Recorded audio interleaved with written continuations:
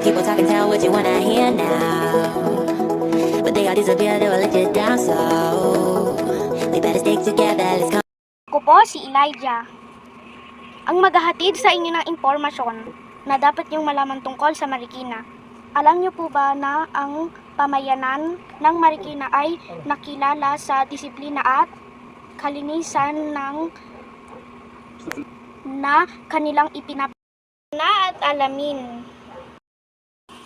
Ano pong meron sa kasaysayan ng Marikina? Noong panahon ng 1900, ang Marikina ang tinaguriang pinakamalaking hasyenda sa buong Pilipinas dahil sakop po nito noong panahon na iyon ang buong Quezon City, Santa Mesa, Cainta, Antipolo at iba pa. Ang Marikina po ang kilala sa may namamahalang